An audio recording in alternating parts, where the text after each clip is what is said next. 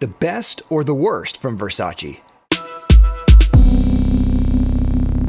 Hey everyone, I'm Dave with Fragrance Bros, of course your best source for everything fragrance related. Today I have a video. I want to test it out and see how it does. I'm splitting this in two. This is what I consider the best and the worst of Versace. Now you may have different choices and I would love to hear them down in the comments down below, so let me know what you think. But this is what I consider to be the best and the worst. Now today I'm going to start with the best first. Now this one is Versace Dreamer, and I really haven't talked about this on the channel at all. I know I have some friends that really like Versace the Dreamer. And I was thinking about it the other day and I realized that I had this and that I really like this fragrance a lot.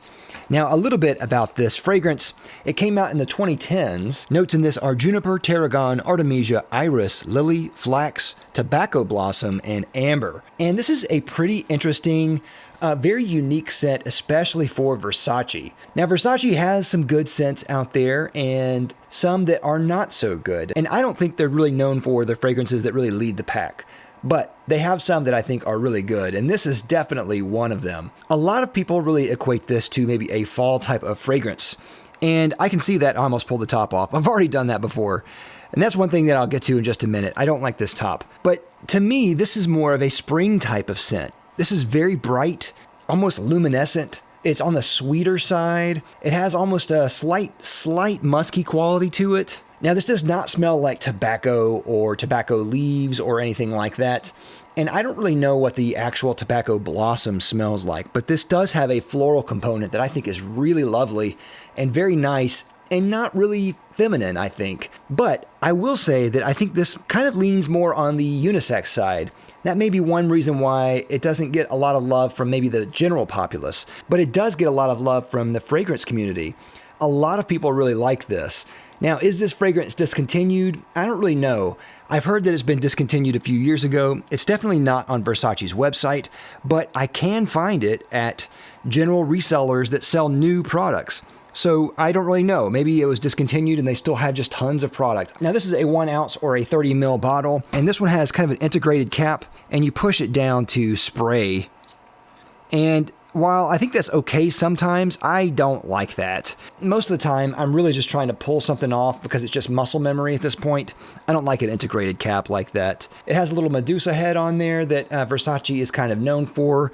It's not very sharp. It's pretty blurred and fuzzy. It's a very inexpensive fragrance. But what I will say about this is that to me, this reminds me more of a boutique or niche style fragrance. There's something about it that is just done so well. It's kind of unassuming. It has a lot of complexity that kind of belies what this type of fragrance is. Now, I do think this is kind of leaning more on maybe the success of Armani Code. This did come out a few years after Armani Code did. And around that time, there were a lot of fragrances that were trying to make their style of very powdery style fragrances. This is on the powdery side, and I think that this is kind of leaning into that style of fragrance. It's definitely not a copy. There's definitely some complexity and really good qualities about this, but to me, it kind of just reminds me of that style of fragrance. It's different and doesn't have a lot of the same beats that Armani Code does. So I think it was probably just doing something maybe a little bit different than the typical fad that was going on at the time was going. But this is a fantastic fragrance. Clean, dressy, complex, subtle. The performance on me was pretty average. It's not huge, but it's still not bad for what it is. I consider this kind of a lighter style fragrance that smells light, but it's not fleeting like some light fragrances are. I think this lasts in the average range, maybe 6 to 8 hours, and in the average scent bubble, I think that's totally fine, especially with this style of fragrance. Versace the Dreamer, I think, is an excellent fragrance. If it was discontinued, then Versace really discontinued their best fragrance.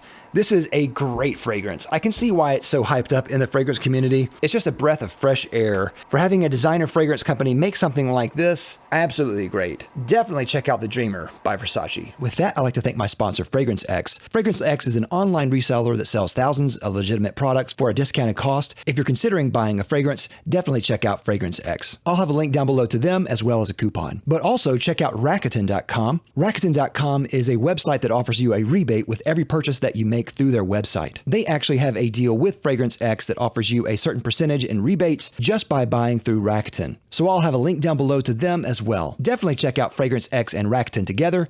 Great. Thanks again for watching. Definitely check out my other video whenever it drops on the worst fragrance by Versace. I'll see you next time. I'm Dave with the Fragrance Bros. Bye.